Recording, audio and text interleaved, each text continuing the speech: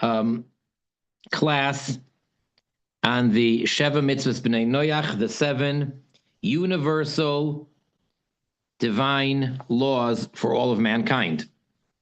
We are currently towards the end of the book, The Theory and Practice of Universal Ethics, the Noachide Laws, by Rabbi Dr.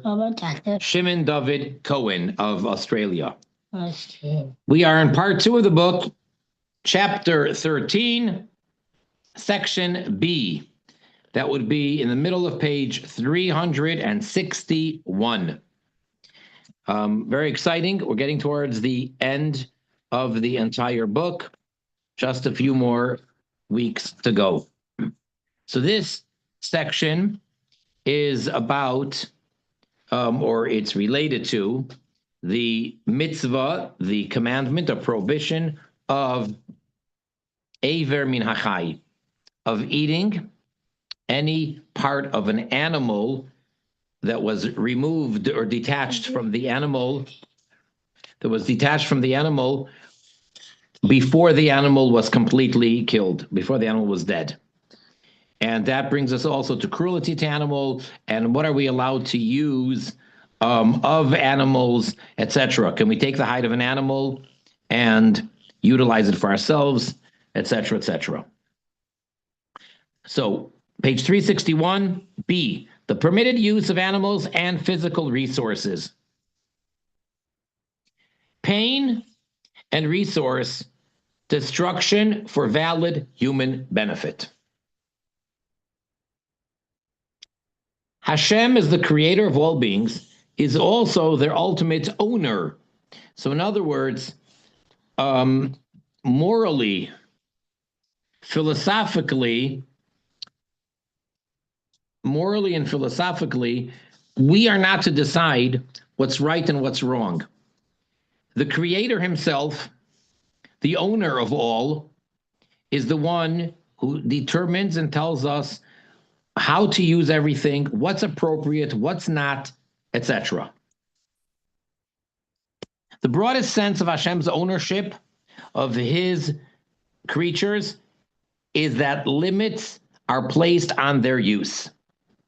Hashem may grant us possessions, property, food, health, and life.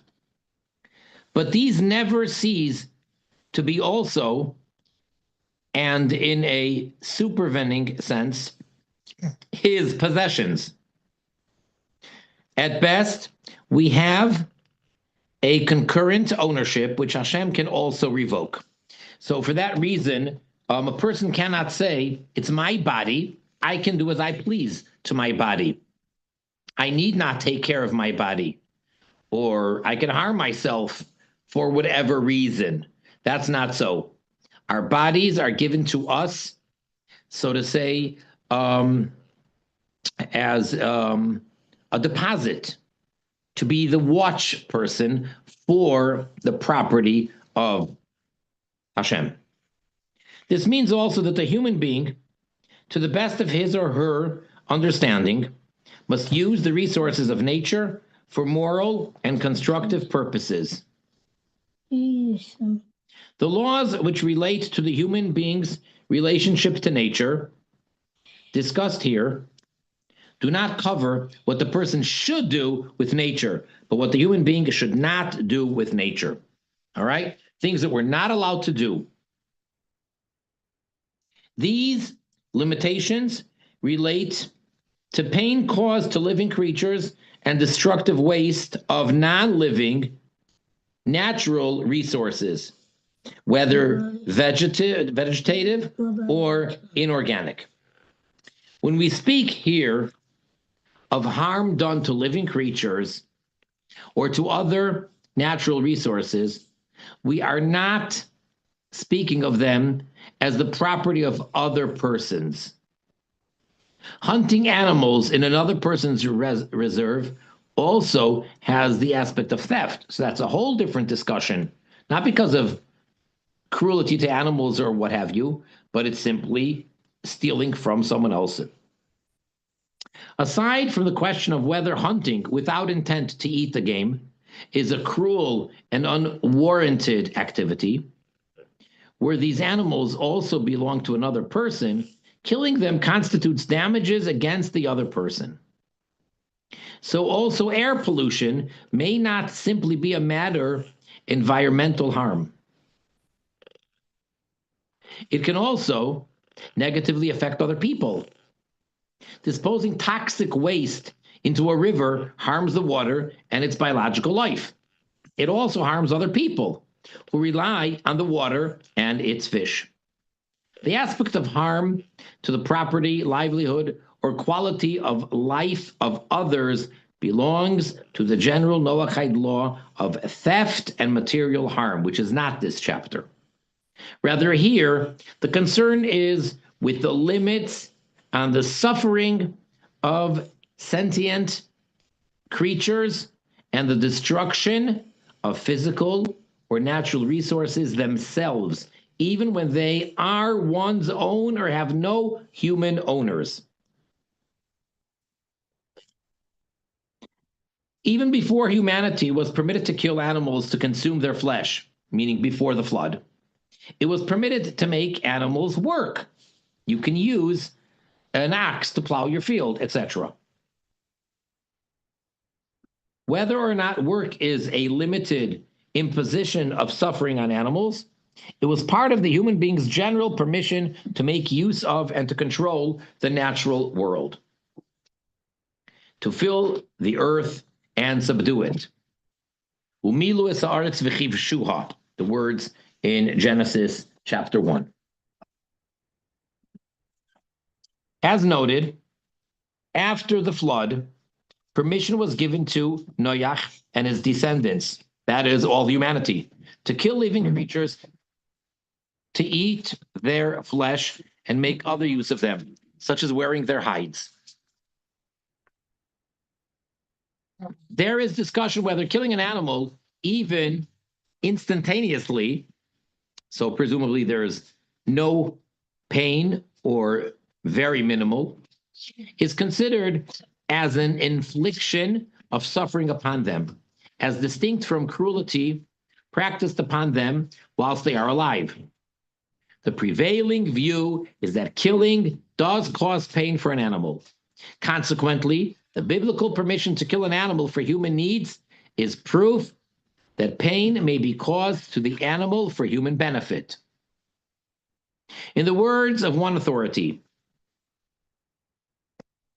this is actually the Alter Rabbi, the author of the Tanya, in his Code of Jewish Law, which is the ruling that should be followed. So, to quote, translated, since there is benefit to people in killing them, we are not concerned for their suffering, since the divine teaching permitted slaughter. I've heard many people make the mistake and say that when an animal is killed by the proper ritual slaughtering, known as shechita, the animal does not suffer at all. Well, if you've ever observed shechita, I don't think that you would agree with that. And that may not even be the least painful death. I'm not saying it isn't, but it may not be. And yet, the Torah permits shechita, not only as a sacrifice in the Holy Temple, in the Beis HaMikdash, but even simply to eat it. So there we see that animals are allowed to be made to suffer for the benefit of human beings. Yet, this is to be distinguished from cruelty. One of the fundamental principles underlying the prohibition of consumption of the limb or flesh of a living creature, which is, of course, one of the 7 Noahide commandments, is the cruelty involved. An animal can be killed and then eaten, no problem. The incomparable and unnecessary pain entailed in eating its living flesh may not be inflicted. So we don't have a free reign. So in other words, to simplify it, neither extreme is correct. You don't have to go to the extreme, as there are movements today which are pro-animal rights, etc., etc., etc., and they don't allow any type of harming any animal for any reason, etc. That's one extreme, which is incorrect. And the other extreme, of course, would be just to be cruel and, mean, and to just cut up an animal before it's dead, to just chop off a leg and then cook it and eat it. So both of those extremes are incorrect. The prohibition on inflicting unnecessary pain on animals is in turn related to ethical requirements in the treatment of other aspects of nature, not just animals. This is evident from discussion of the prohibition upon a person to allow pain or harm to be inflicted on his or her own body as an instance of cruelty to living creatures. You can't cause unnecessary pain to yourself. And what's the problem? What's the prohibition? Tsar Balei Chayim, translated as cruelty, pain to a living creature, because you are a living creature as well. It is stated in the tradition from Sinai that a human being is not permitted to allow harm, pain, or shame to his or her own body or soul where this does not serve a worthy and justifiable purpose. So again, you can't say, it's my body, it's my life, and I want to abuse it. Not allowed to. You don't have that right. This law is related by the tradition to another law. And again, quoting from the Alter Rebbe, Rabbi Shneir Zalman, the first Chabad Lubavitch Rebbe, the author of the Tanya. So in his Jewish Code of Law, he writes as follows: just as a person has to be careful with one's body not to cause its destruction, impairment, or harm, similarly, one has to be careful with one's property, not destroy, impair, or harm anything which could be of use to people. Okay, so you cannot be wasteful. In other words, the treatment of a sentient being, whether human or animal, is related to the treatment of natural resources. Pain relates to sentient creatures. Destruction relates primarily to non-sentient physical resources.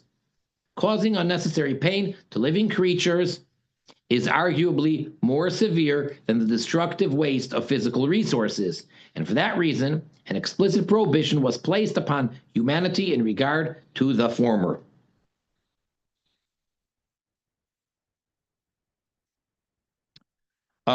Important, footnote 32, the Minchas Chinuch, which we've mentioned before, is a commentary on a very well-known book called the Sefer HaChinuch, which he is one of those which lists all 613 commandments, as Maimonides does and others, and they all slightly differ.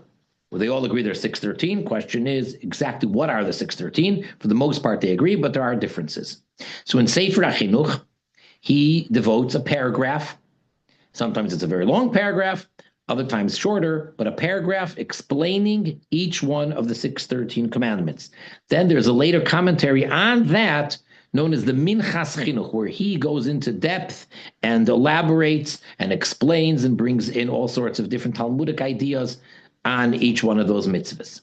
So the Minchas Chinuch on mitzvah number 529, he states that the specific commandment against needless destruction of useful resources, which in rabbinic language would be called Bal Tashchis, the prohibition against wasting, destroying unnecessarily, the prohibition of cutting down a fruit-bearing tree, applies only in Jewish law. So according to him, a Noachide is permitted to chop down a fruit-bearing tree. A Jew is not allowed to do that. That is considered a sin for a Jew.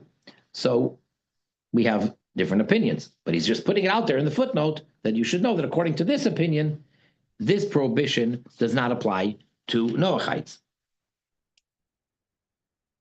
Nevertheless, the two prohibitions are linked, and we see that contemporary societies, beyond measures to prevent cruelty to animals, have taken upon themselves to guard against the wasteful destruction of physical resources, especially in the past decades, maybe the past 4 or 5 decades. We really see how the society at large is very concerned and has taken, action, and there's laws, etc. And then again, important, look at footnote 34.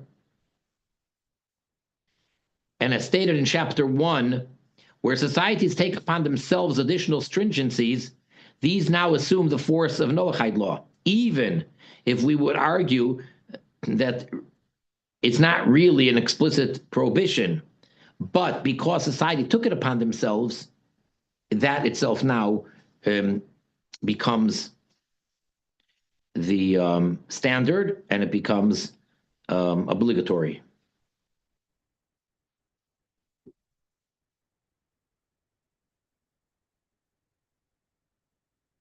Consequently, two prohibitions govern a human being's ability to harm nature. One on causing needless pain to living creatures, and one on needless destruction of non-animal resources. In truth, a prohibition of destruction can apply only to animals, if and where it can be argued that a living creature can be killed painlessly.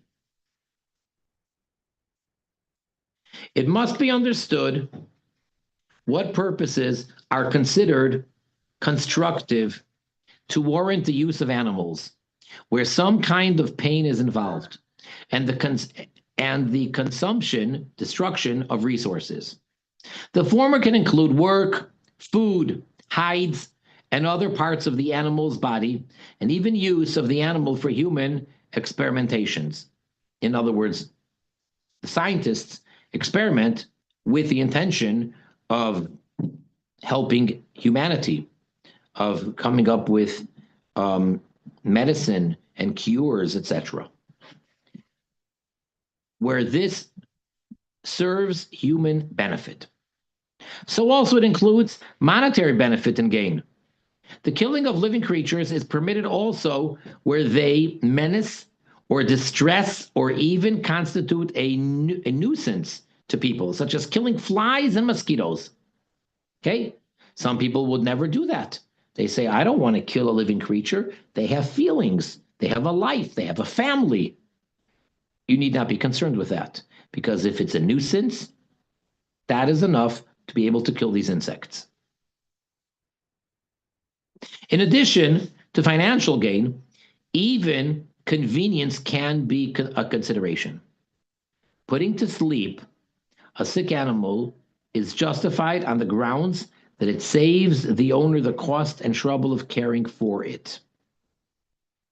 Not necessarily would everybody agree with that, but that's what Rabbi Cowen is saying. Using tissues consumes forests, but it may be more convenient and agreeable than using rewashable handkerchiefs, and is therefore permissible. So in other words, just a matter of convenience or comfort. So basically, as long as it's not for no reason, it's okay. As long as you have a reason. Because otherwise, many of us are more old school or traditional, or however you want to put it, and we use what they call handkerchiefs. And sometimes when you pull out a handkerchief, so the younger generation looks at you and says, what is that? And what are you doing? Because they're not used to it, because it's already been a whole generation of what they call tissues, or as we call them in America, Kleenex, because of the company. Using those disposable one-time use, and I can't imagine how much money they make, these companies, because everybody buys boxes of tissues, and in the winter, and someone who's got a cold or an allergy, oh, I'm sure that these companies pray for that. So that would be fine, even though you can't imagine the amount of trees that have to be chopped down to make all these tissues. Not a problem.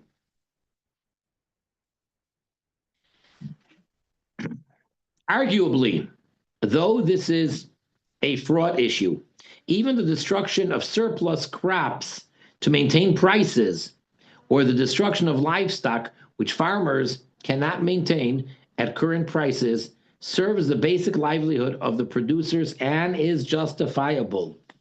That's pretty extreme. So you hear that? It's very sad if you think about it, but man's got to live. So in order to be able to make money, they purposely are destroying crops or whatever. And according to this book, according to Rabbi Cowen, that is a good enough reason, it's a good enough excuse, and it's permissible. It's justifiable.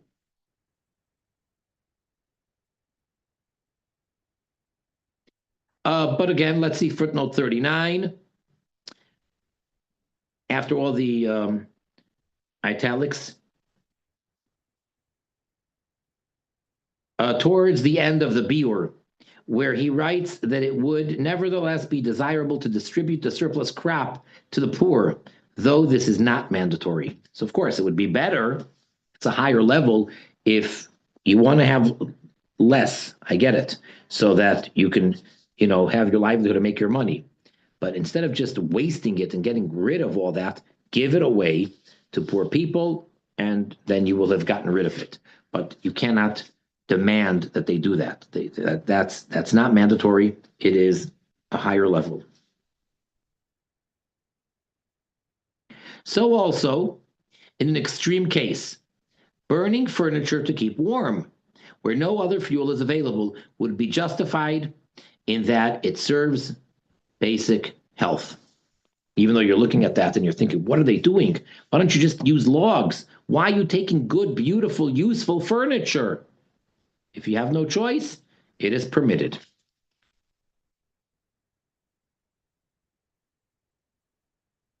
Top of page 367. I may discard cheaper and older food to eat more expensive and fresher food where the me is a legitimate one. Because of my overall health. Okay, so again, depends on the person's nature. Not to offend anybody, but there are some individuals where they cannot bring themselves to waste food. They cannot bring themselves to throw anything out. Doesn't matter that the expiration date is a couple of years old or what have you, and they've had it in the freezer or it's being refrigerated, and it may taste a little bit off. They'll mix it with some other stuff. They'll add sugar or add salt. I don't know what, and they don't want to waste. They don't want to throw out any food.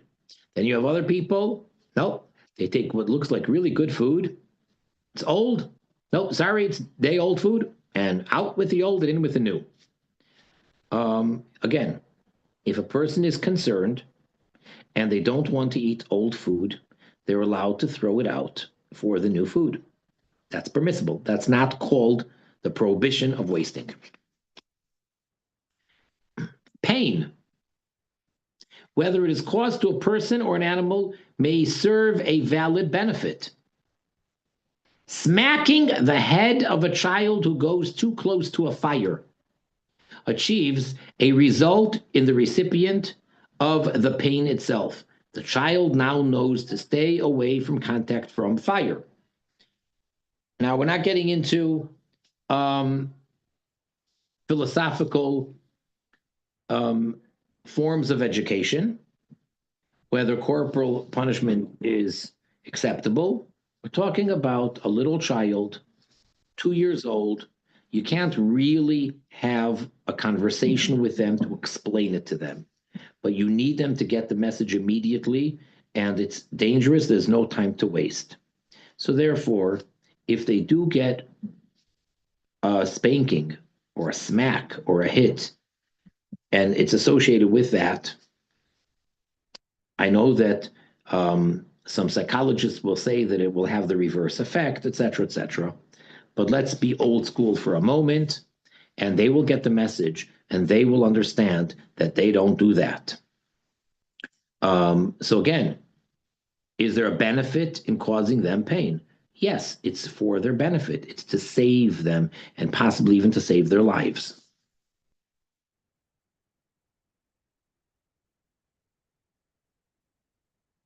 So also, one who fasts as an act of repentance or exercises up to a threshold of pain to reduce weight is also incorporating the pain into a higher purpose.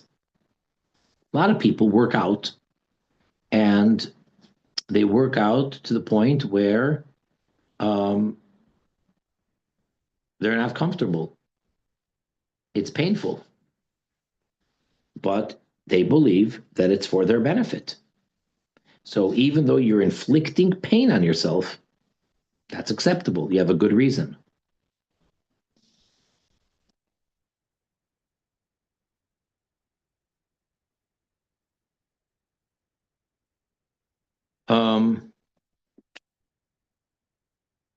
Because there's a point to it. We have noted that pain caused to animals to test medicines is warranted because it leads to the advancement of medicine, and animals may be instrumental to human ends as noted. All right. Let's go a little further. We'll try to get to C. The minimization of pain and resource destruction. The justification for subjecting an animal to pain or natural resources to depletion for valid human benefit requires the fulfillment of a further condition. This is that to achieve this goal, this degree of suffering or consumption of resources was clearly necessary. It was impossible otherwise to achieve the goal, given the scale of justifiable values and costs. This will mandate the humanity of the slaughter or the minimization of suffering in animal experimentation to take examples given the goals. Whether minor costs should be entered upon to avoid further suffering is discussed in the next section. In the use of non-animal natural resources, one must also presumably assess whether more destruction has occurred than was necessary in view of the goal sought. Not only should there be a minimization of pain or destruction in the means sought to achieve a valid human benefit, those means must themselves not be wasteful or unnecessarily selected to accomplish that benefit. There is further discussion in earlier sources as to whether the head of a household who smashes plates or throws around foodstuff to gain peace, order, and attention in the home has acted permissibly or not. The ruling is that where these dishes were whole and the food was damageable, it is forbidden, since already broken plates or the like could have been used to achieve this result, if and where this result is worthy. The means used, whole plates and food, were wastefully used, and that's not good. A person, on the other hand, in a situation of dangerous cold, without access to regular fuel, might permissibly use high-quality wooden furniture for a fire in order to stay alive. There is no wastage here because there was no other way, fuel, available to produce the warmth to save life. And saving a life overrides these other prohibitions.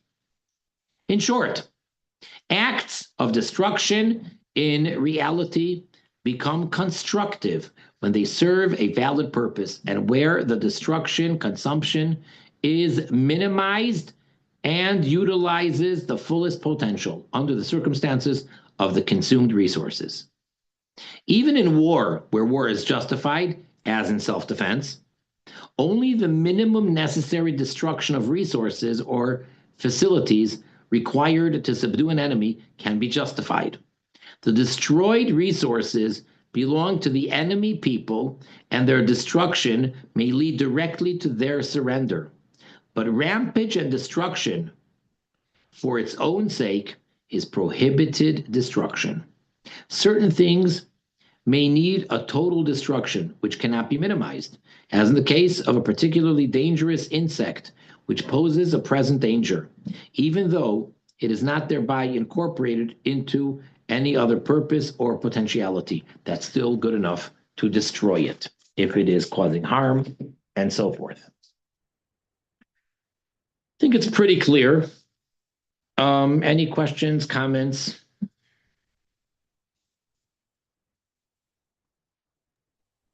So, Rabbi, the practice of dunking lobster in boiling water alive is fine because you want the taste to be better, something like that.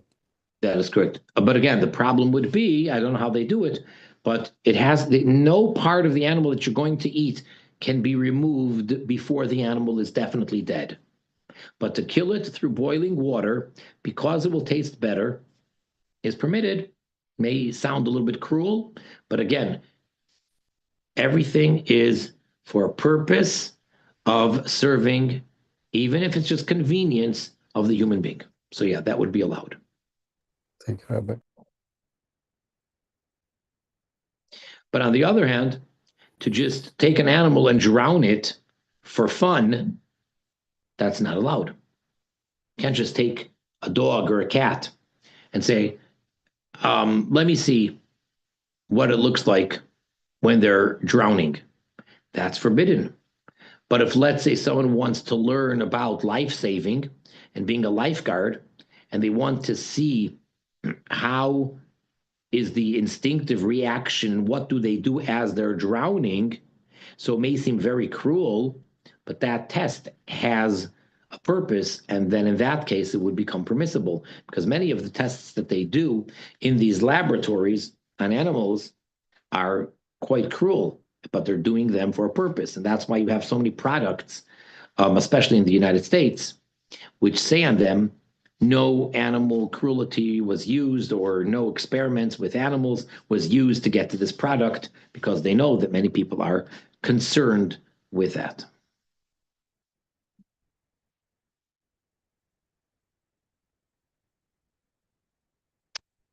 We shall continue if no one has anything else to add.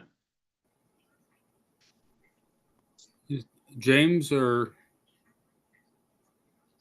No, I realized it wasn't that pertinent. I don't want to waste people's time. Thank you, though. Okay, thank you. All right. Bottom of page 369. C, further refinement in the use of animals and nature. Proportionality of goals and means. Given that there is no prohibition on causing pain to animals or to destroying physical resources or otherwise useful objects where an acceptable or permissible human goal is served under the conditions of the preceding section, a new question arises. Are the goals themselves sufficiently worthy to justify this degree of pain or destruction? Thus, entertainment and recreation are permissible human values. But is hunting animals where there is no full, and needless to say, even partial, use of the game hunted acceptable? So in other words, can you go hunting for fun? Not for food, not for the hide, just for fun. Or if someone enjoys, they get entertained by watching an animal drown. So it's not for nothing. The person's enjoying it. They're taking a dog, throwing him into the pool or whatever, and watching the animal drown, not in order to study, just purely because they have a sadistic streak of pleasure, of watching suffering.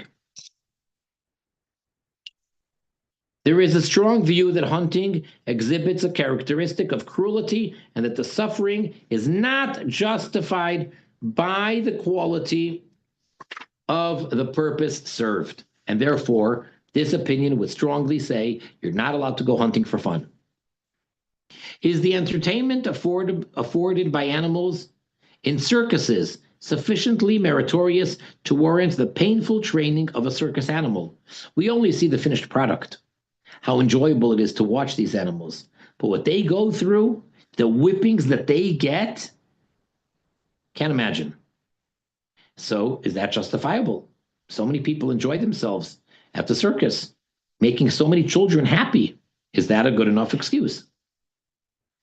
This can be distinguished from the zoo, where people actually marvel at the creation and appreciate the work of Hashem. Bullfighting and cockfighting satisfy a bloodlust unworthy of animal suffering. They do not elevate, but rather coarsen human character and society. So if anything, it's making you worse. We're not saying anybody could do whatever it is necessary to enjoy themselves or to entertain themselves. On the contrary, certain things are making you less sensitive and they're giving you bad character traits. So you're not really gaining. That's not called a gain. Someone who enjoys watching someone harm someone else, or worse yet, that's not a good thing. And we don't want to allow it in the first place, let alone cause suffering of animals for this person to get their sadistic entertainment.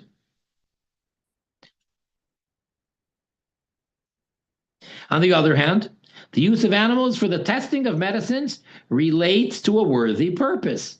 The question is only how the suffering can be minimized and where and how considerations of compassion apply.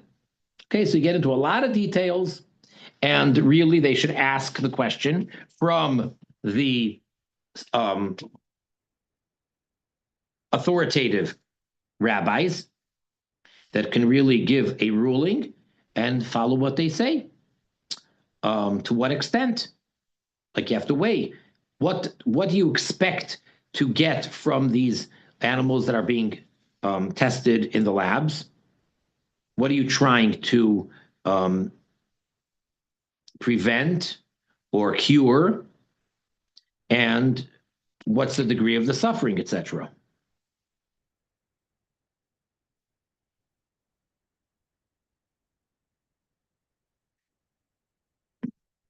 Let's see 48.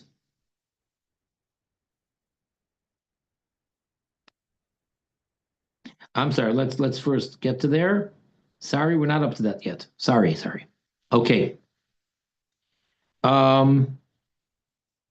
Furs serve to adorn humans. So again, if we need it for warmth, to keep us warm in the cold, by all means, there's no problem with that. You can kill an animal in order to get the fur to make a coat out of it. But what about just to adorn?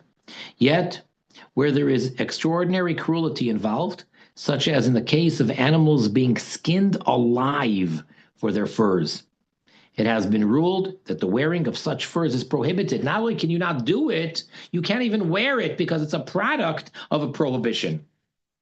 Now, I don't know why they would want to skin them alive, but let's presume that the quality would be better. If the quality of the fur is better if they skin it alive, that's too painful, and that's not justifiable by saying that it looks better and so forth. A mere adornment cannot justify this degree of suffering. Too much suffering just to look nice. Food delicacies, when obtained through extraordinary animal suffering, have also been prohibited by some authorities as insubstantial benefit, measured against the suffering of the animals.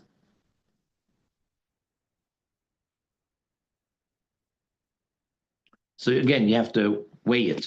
Like the question about putting a lobster into boiling water, how much benefit would you really get, and how much different will it taste if you don't do it? Footnote 48.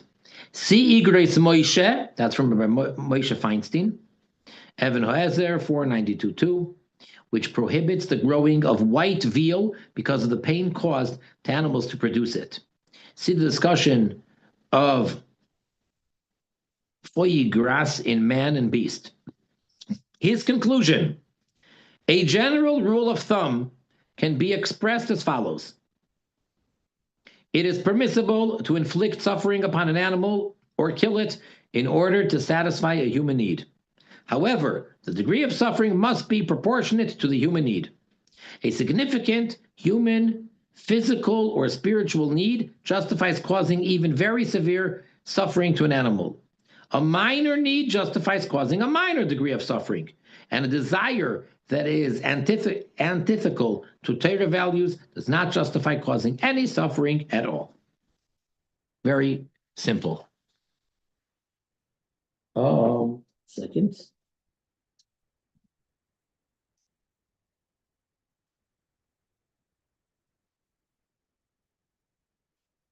Let me think I need to plug in the phone. I'm sorry before it goes.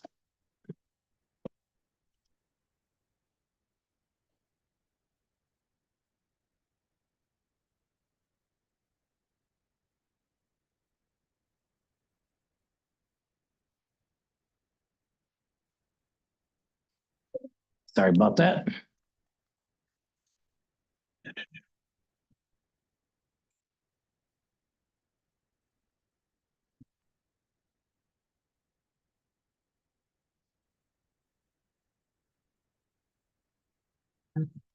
All right.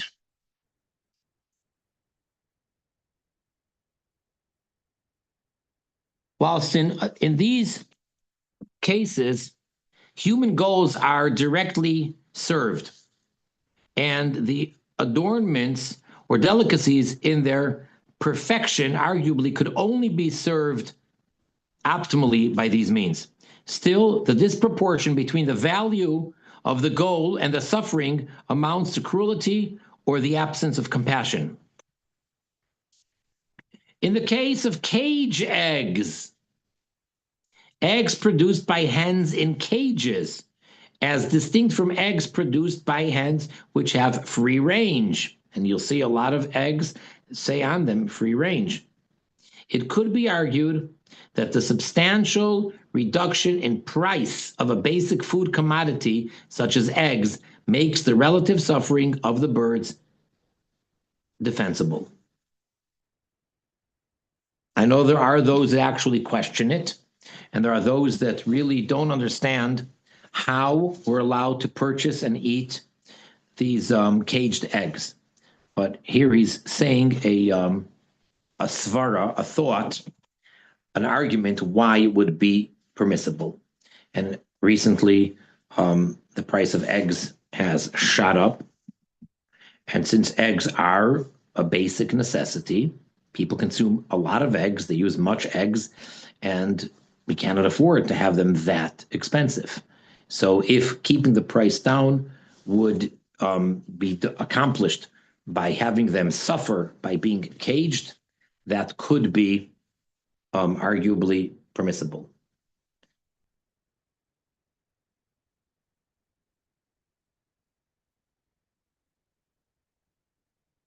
Saving animals from pain and conserving resources. Where one finds an animal in pain or sees resources being wasted, is there an obligation to rescue the animal in pain or to conserve the resources? Here the person is not engaging in a prohibited action of unnecessarily causing pain or being destructive of resources. But what if he or she fails to save or conserve?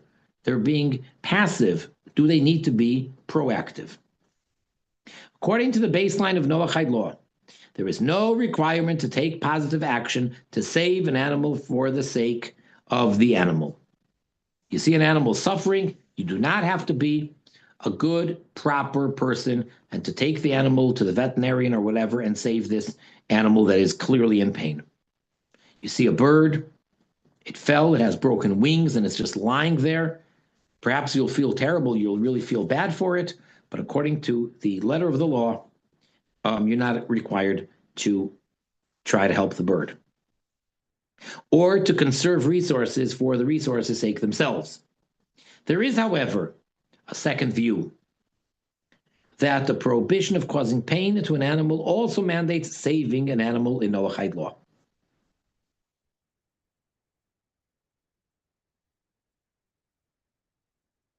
All right, so that, again, according to that opinion, you are obligated to do what you can to alleviate the pain and to save the animal. That, and as he brings on 51, that seems to be the minchas chinuch again. Thus, a modern authority writes along these lines with regard to the biblical scenario of unloading an animal, which is actually this week's Torah portion of Mishpatim, Exodus 23:5, which has collapsed beneath its load. So you have an animal, and the load was just too heavy, and the animal just collapsed and it cannot get up, and it's got this heavy load on its back.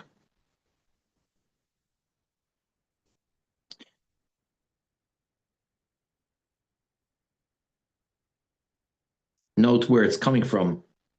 This is Sefer Mitzvahs Hashem.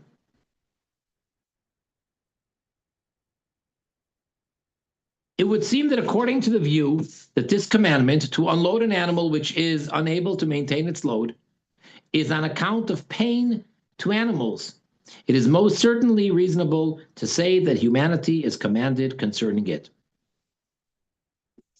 So he says, yes, that is an obligation. So you can't be cruel to animals, and that's why, now again, this commandment is clearly given to the Jewish people. As I've said many times, for the Jewish people, it's very black and white, very clear. The question is, which of those mitzvahs do, if at all, and to what extent, do they apply to Noachites? So here he's taking the approach that it applies to Noachites because it's all part of not being cruel to animal, and if you can't be cruel to animals, you do need to actively help the animal who's under the load. 1 second.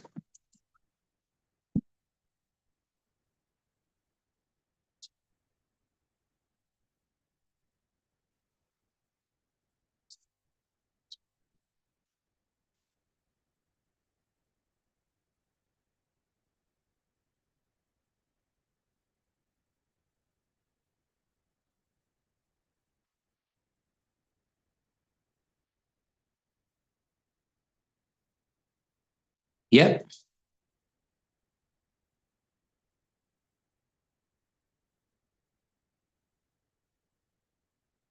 So this is the Sefer Mitzvahs Hashem by Rabbi Yonason Steif, which we might be studying after we finish this book.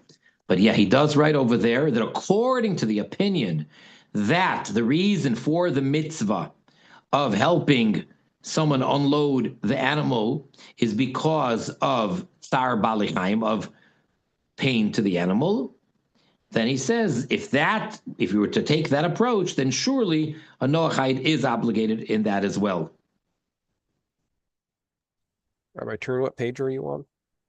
In the Shem Mitzvahs Hashem? Yes. 457, Taf Nun Zayin. As you can see, and footnote 53. It's Mitzvah 80, page 457. Thank you so much. Yeah.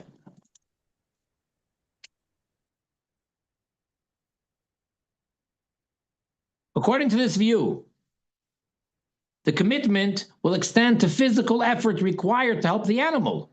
It may not be required by the letter of the law where there is monetary expense. Okay, if you're going to end up having to spend money to save this animal, then you don't have to do it by the letter of the law. Or alternatively, loss of other gain, money which he or she could be making in the time taken to help the animal by doing so.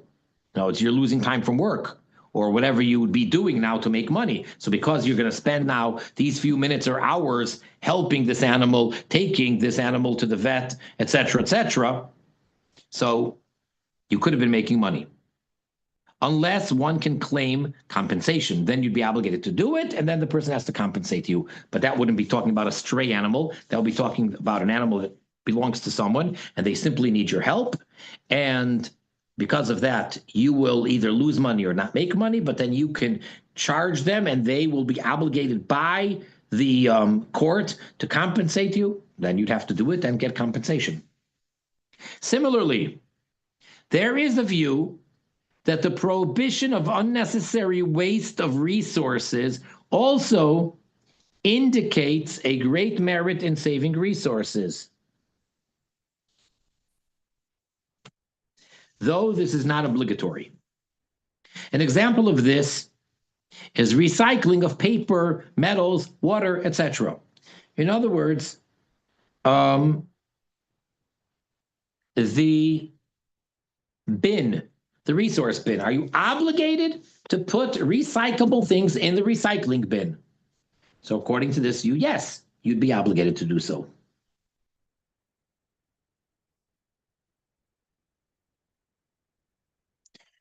Okay, interesting.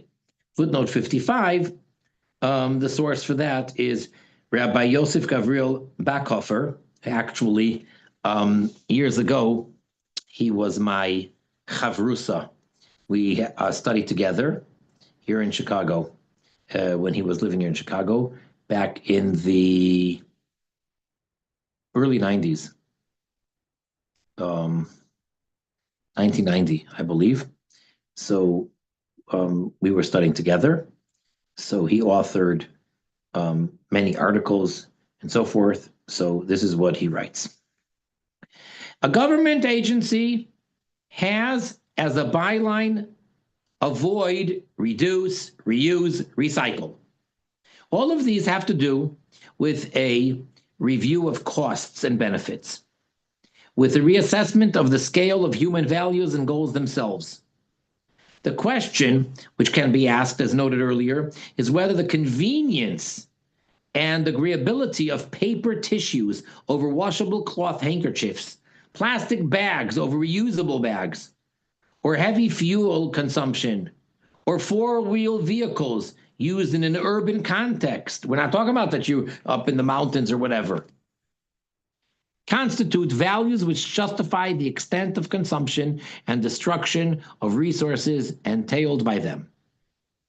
Is the number of cars held by households warranted? Do you really need to have 5 cars when you only have 3 drivers living at home?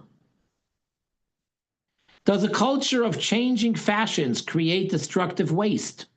Or is that concern a minor one and warranted in the face of economic growth and a sense of well-being, if that is what it is? Notwithstanding all of the above environmentalists' concerns, economic growth and increased convenience are human values and goods.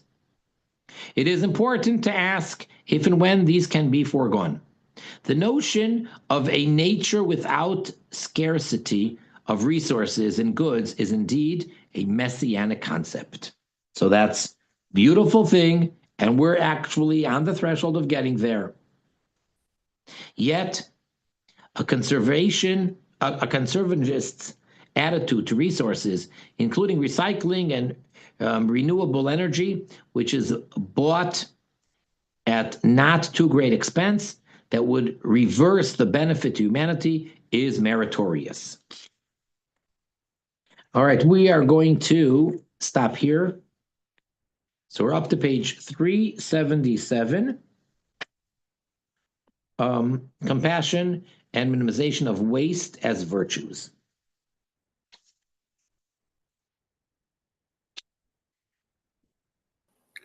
James Gosnell and then Usher.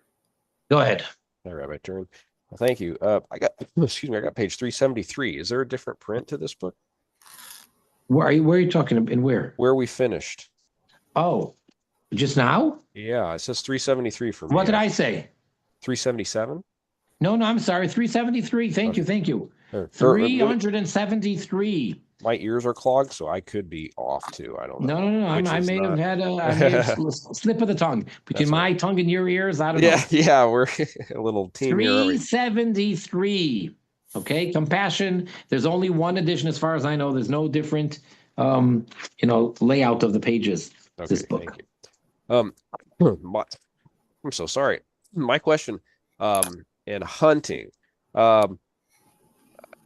I think of Esav. He said he was a hunter, and Yaakov wanted some of the meat that he would catch in the field and things like that. Forgive me, I don't have the proper quote. But for Bnei Noach, I think then he would have been considered a Ben Noach. And what can you tell me, either like a midrash or anything about Esav being a hunter? How was he able to hunt? And Shimon Dovid Cowen kind of glosses over it a little bit. He calls hunting more or less a thing for sport, but around here, like, hunting is a thing for food. Like it's That's fine. That's not a problem. Okay. Hunting for food is permissible. Okay. And you just try to, Even though when you shoot at the animal, that arrow or that bullet won't necessarily kill him instantly and will cause pain. okay, But that is for food. right. Okay. I must have not heard that part. Okay. Thank you so much. Usher. Yeah, Rabbi. So what are the consequences? For example, you're a hunter, or you like watching or bullfights or cockfights. So, okay, for example, you die without doing any remorse for that. What's the consequence? Or on the other hand, is there a special tikkuns? For example, you're a lifelong hunter, then you realize you were doing wrong. What is there a special thing that you should do for tikkun? And also, just a side info, in some Eastern philosophies, they say that, say you are cruel to this animal, you'll become reincarnated as that animal to experience the same thing. I mean, I think Judaism has reincarnation, but only for probably human to human sins, right? But about Well, sin that's a for whole discussion. And there is such a concept of being reincarnated into something other than a human, but that's not the norm. Okay, so is there a special tikkun? So, for example, you regret hunting. I mean, what should you do? Or Well, technically, in order to do teshuvah, all you need to do is truly regret that you did it, to have remorse, and to resolve not to do it again. Technically, that's good enough. Any more spiritual thing like a tikkun, yes, but first of all, the technicality, technically, that's good enough. And then, as a tikkun, in general, it would be to do something beneficial, which is the opposite of the prohibition that the person did, like to do something good for animals, to volunteer or to donate to something which would enhance or help animals. But that's not necessary by the letter of the law. okay, so how about a lifelong hunter and he didn't regret it? So what is his punishment? Well, then you get into, is it really the prohibition of Aver Minachai, of a limb of a live animal? Is the Noachide commanded on Sar Bali Chaim not to cause pain to a living creature as a Jew is commanded? So you get into all those questions. And if it is, so then do we take it to the extent and say that ignorance is not an excuse and he should have known better? Because if you're going to say that it is a direct prohibition and it's a direct transgression, rather, of one of the 7 Ochad commandments, then as a rule, they're all a capital offense. And the punishment, had we been able to punish him, should have been to put him to death. So that's a very serious, and if the person died without doing teshuvah, So then his death alone may not be enough to atone for him. So whatever, is done to that person. But again, that would be very different than what happens to the Jew after he dies. Again, as I said, by the Jew, it's very clear. The punishment and the after-death punishment and then the resurrection, all that is very clear. Whereas for the non-Jew, where it says that if a person is from Chasidei Umay Sa'olam, he does have a share in the world to come. But it doesn't really, offhand, I don't think that it says the opposite as far as punishment after death. It doesn't speak in those terms. So I don't know how to answer that. Okay, thank you, Rabbi. But okay, so let's just explore with say Jews. Just focus on Jews. So say a Jew can be, reincarnated as an animal because of a sin to another man, right? But if a Jew has a sin to an animal, can he be reincarnated as an animal? Again, for a Jew to be reincarnated in anything other than a Jew is highly unlikely. It's a whole discussion in Kabbalah, in the mysticism, in the Ari, Rabbi Yitzchak Luria, the Arizal. He has a whole section about it in other places. In general, a Jewish man will come back as a Jewish man, a Jewish woman will come back as a Jewish woman. Can it ever be a difference of gender? Can a soul of a man come back as a soul of a woman? Yes, highly unlikely. And it doesn't mean that person then is a feminine type of a person, or don't confuse it with any of the craziness going on in the world today. Can a person come back as an animal? Generally not.